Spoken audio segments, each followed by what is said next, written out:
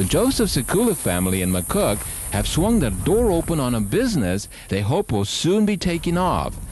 They are farming the emu, a big bird from Australia that looks like an ostrich but is somewhat smaller. Joseph explains why he went into this business. I've got into the emu business because I've been farming all my life, and it's hard enough to make money as it is when it comes to farming, especially when you're a dryland farmer like we are. And this bird fits right into my profile because it's basically a desert animal, and they do very well in this environment. In the not-too-distant future, there may be thousands of emus like this in the Rio Grande Valley. Unlike the cattle business, where you can only put 2 to 5 cows on a small piece of property, an emu farmer can raise 200 to 300 birds on 5 to 10 acres. Although emus are currently being raised primarily for breeding purposes, Joseph expects that in several years, emus will be harvested for meat, leather, and oil products. It shows good potential for the future, and it's a business that the whole family can get involved with. And if everything goes according to plan, it won't be long before the Sekula family will be hatching their very own nest egg. Roland Arriola with the UT Pan American Seed Office for Channel 5 Eyewitness News.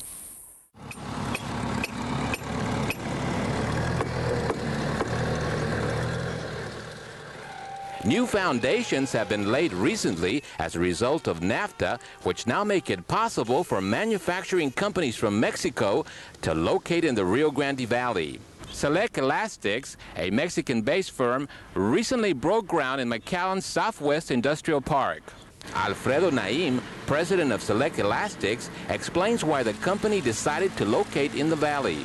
Ya se habían iniciado el Tratado de Libre Comercio, el NAFTA, y nosotros After NAFTA was passed, we were looking for a region that was well located so that our product could reach primarily the United States, Canada, Mexico, and all of Latin America, and this was the best location. The president and CEO of the McAllen Economic Development Corporation believes more Mexican companies are on the way. Just as any other country has manufacturing operations outside their own national border, so Mexico is going to do that. I think they'll be expanding into Canada also. The company is expected to create quite a few jobs in the area. As far as number of jobs, we're looking at probably starting out around 150, 160, and then probably increase up to close to 500 as the plant gets up to full production. And if Mexican companies like Select Elastics are successful, the sky may be the limit for future job growth in the valley. Roland Arriola with the UT Pan American Seed Office for Channel 5 Eyewitness News.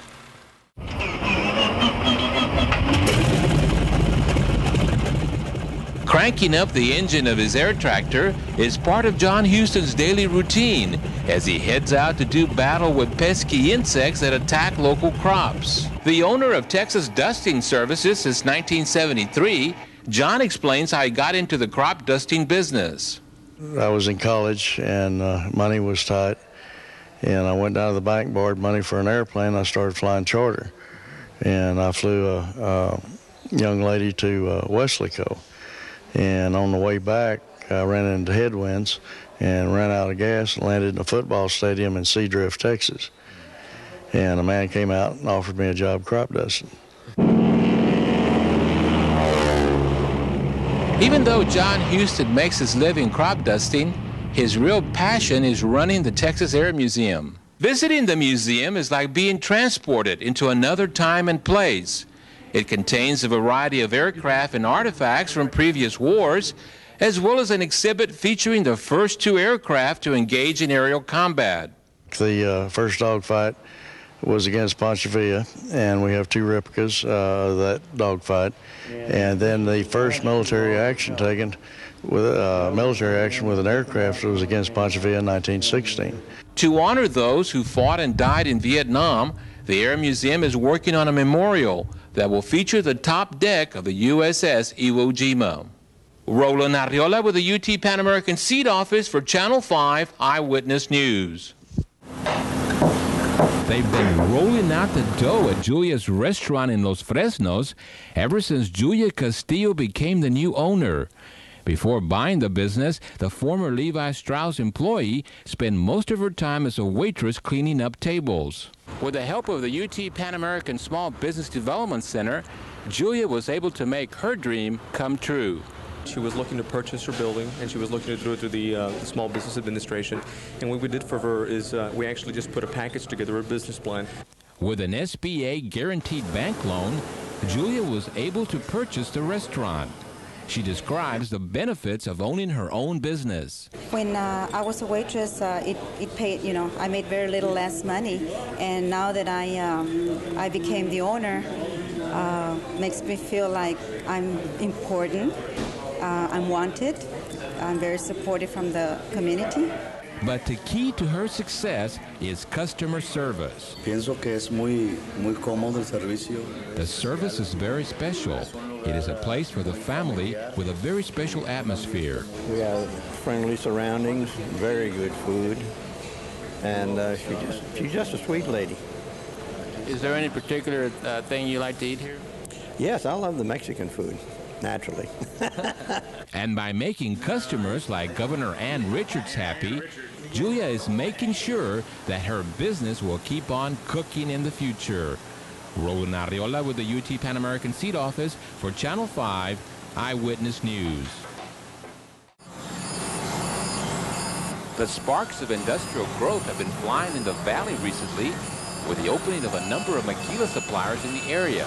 If the Rio Grande Valley is going to continue to expand, it will need more mold-making companies like Lorenzen Manufacturing Incorporated.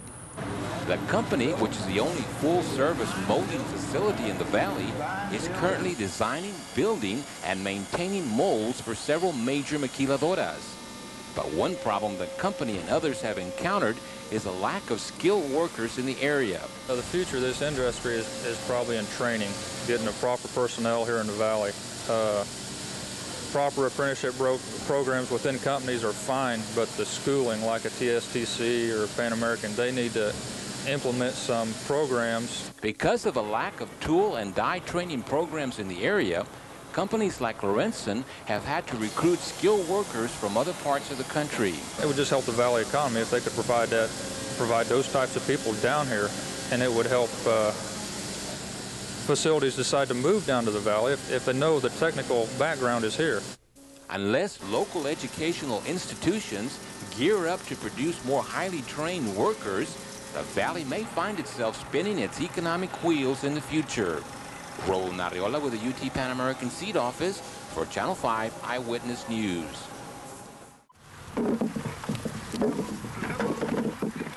The faces of the underemployed and unemployed in the Rio Grande Valley are often hidden in obscure fields or in colonias. To reduce unemployment in the area, efforts must be made to reach out to them. We do have adult education programs here in the Rio Grande Valley. We have JTPA programs in the Rio Grande Valley. A lot of times we sit back and wait for them to come to us.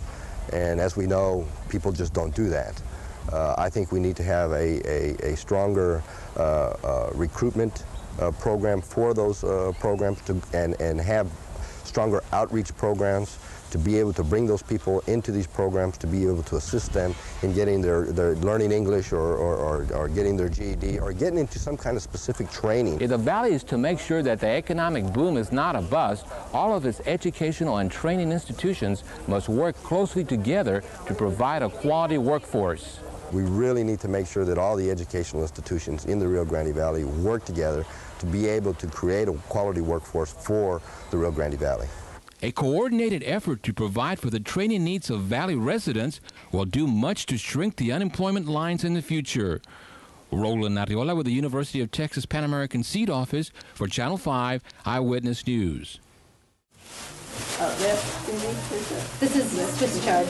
If organic produce is your bag, you can find plenty of chemical-free Swiss chard, kale, spinach, cilantro, and other fruits and vegetables at the Centro 16 de Septiembre Farm Workers Co-op in San Juan. The crops, which are sprayed with soapy water instead of pesticides and protected from pests by the aroma emitted by marigold flowers, are available at competitive prices. This is a real treat to find fresh vegetables, organic vegetables here. By means of organic farming, Valley farm workers are not only helping to improve the environment, they are also generating income for their families. We don't use any pesticides. We don't use any of the chemical pesticides. We use just soaps and natural controls. So we're not using any of the chemicals that can, contaminate the soil or harm the workers. Les ayuda en una forma de que levantan ellos su cosecha, ¿verdad?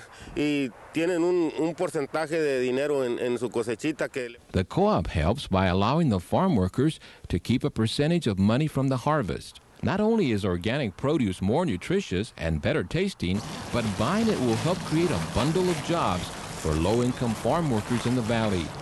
Roland Arriola with the University of Texas Pan American Seed Office for Channel 5 Eyewitness News. His name is Jose Armando Garcia, but most people call him Lenny. He makes and sells swings in his own backyard. Without knowing anything about woodworking, he got into business 2 years ago when someone offered to buy a swing he had made for his wife with materials that cost him $30.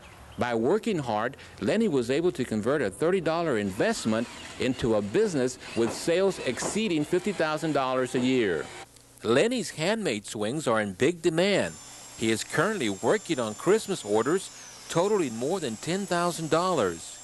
Lenny describes what he likes most about his business. I'm at home with my children, my wife, and get to watch them grow. At the same time, have fun at what I'm doing. Building things, creating things, working out things, like working with wood, learning how to work with wood. Lenny had this advice for people thinking about starting their own business. It'd be excellent for people to just find something they like to do and be diligent in doing it, and it'll produce. I could have given up when I first started because it was slow or something like that for whatever reason. You find all kinds of reasons to give up. With sales continuing to climb, plans for expanding into other valley communities are now in full swing. Roland Arriola with the University of Texas Pan American Seed Office for Channel 5 Eyewitness News. With a full head of steam, the miniature world of a child comes alive at Treehouse Toys in McAllen. The business, which specializes in the sale of educational toys, has an unusual inventory of products. We have a combination of toys from all over the world. Some of our exclusive toys are Playmobil, which comes from Germany, as well as Brio, which comes from Sweden. And we exclusively have them. There's no other part in the valley or toy store in the valley that has these toys. And again, they help in the development of a child's imagination when they're playing. The company, which is owned by Gilda and her brother Robert Gutierrez, has a wide selection of toys, ranging from soft, cuddly animals to multi-dimensional creations with sliding beads that fascinate young children. When asked about the future of the business, Gilda had this to say. I think Treehouse Toys will be around for a while. As long as there are children in the community and parents that are really interested in offering a different type of toy, I think we're going to be around for a while. Roland Arriola with the UT Pan American Seed Office for Channel 5 Eyewitness News.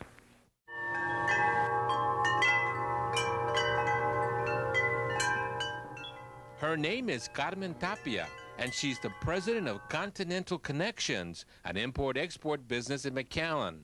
One of the unique features of Continental Connections is that it offers the only selection of Egyptian products in the Rio Grande Valley. Here we have Egyptian jewelry boxes with gold embossed graving, and it's got a little bit of history in every item. We also carry the papyrus paintings, original paintings from Egypt. Besides Egyptian imports, the store is stocked full of products from around the world, including Europe, the Pacific Rim, and Latin America. Papier-mâché replicas of wild creatures that roam the African jungles are also in abundance. But what motivates Carmen, the mother of 6 children, to do what she does? Many people cannot go to Europe, cannot go to see the outside world, but if I can bring a little bit of that world to them, I find that it would be very, very refreshing to them and very educational. Carmen had this advice for women thinking about starting their own business. And this is one way of making of being independent, you could say, and making a good profit and being proud of yourself. Roland Arriola with the UT Pan American Seed Office for Channel 5 Eyewitness News. Sounding like a loud chorus, these honeybees not only hum in unison, they also work their legs off to make honey and pollinate local crops. These hardworking bees are employed by Kent Honeybees Incorporated, a local pollination and honey service business in Mission. Without these beehives of activity, Valley farmers would not be able to grow many of their crops. We have about $100 million done in the farming operations, just in cucumbers, pickles, cantaloupes, honeydews, and watermelons. And it's big time, and if they don't get the proper pollination, then they're going to be in trouble and not get the proper produce to be able to go to market with.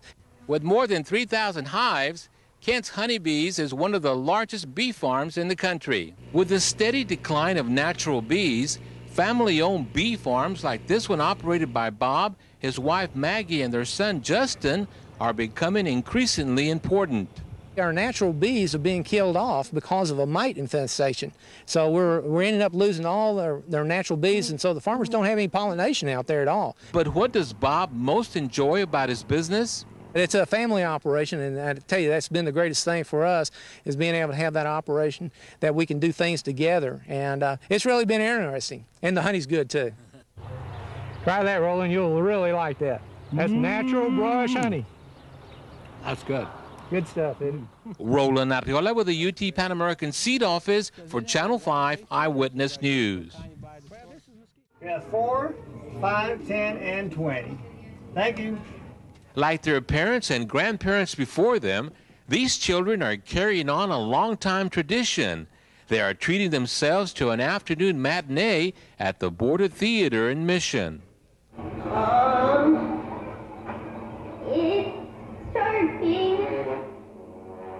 With popcorn and soft drink firmly in hand, these kids are enjoying a fantasy world that was built more than 50 years ago. All right, thank you very much. The Border Theater, built in 1941, is the oldest movie house of its kind in the valley that is still in operation. The theater is owned by Bill and Jen Long, who bought the movie house several years ago with the goal of turning it into a place for the whole family. We would like that we would be looked at as a family movie theater where mother and father and their children could come and sit and not be embarrassed by the language that will be. And sometimes, quite frankly, it's even difficult to find movies that will fit that kind of a role. For Jen Long, the theater is more than just a movie house. It's a way to celebrate the history of Mission. Well, to me, it is the love of Mission, the love of the history of Mission, and the love of the people. To me, Mission has the best people in the world. And while it may not be as important as its history, the fact that the Border Theater makes the best popcorn in the valley should keep it going for some time to come. Roland Arriola with the UT Pan American Seed Office for Channel 5 Eyewitness News.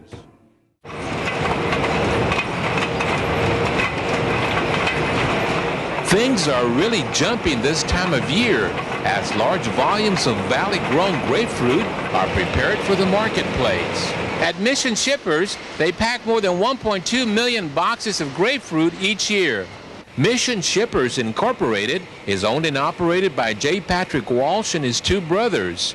He explains how he got started in the business. Well, I returned here in 1974 at my dad's request. I was working at the University of Missouri at that time, and he started this business in 1953. And in '61, there was a freeze right when I was out of college, and I had to leave the valley and go find work elsewhere. But in '74, I was able to come back, and I've been working with the company since then with my two brothers, Richard and Buddy. During this time of year, Mission Shippers stays busy packing and shipping gift fruit all over the world. The latest development in the industry is a very popular mail-it-yourself gift pack. It's a special 20-pound box of fruit that is being put on the floors where a customer can come into H-E-B or Walmart, take a box, write their name on it that's from them to someone, take it down to UPS and send it to them as a gift. So if you're having trouble finding that very special gift, you might want to consider a box of the reddest, sweetest, and most delicious grapefruit in the world. Roland Arriola with the UT Pan American Seed Office for Channel 5 Eyewitness News.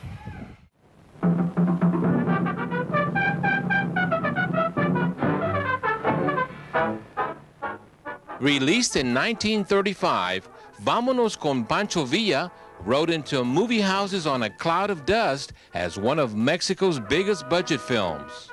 The original version of that movie, along with hundreds of others, has been preserved by Rogelio Agra Sanchez Jr., the son of a Mexican movie producer who is a curator of a very special collection in Harlingen. At the Agra Sanchez Film Archives, they have the largest private collection of Mexican cinema in the world. The collection consists of about 750 Mexican films spanning the years from 1931 to 1991.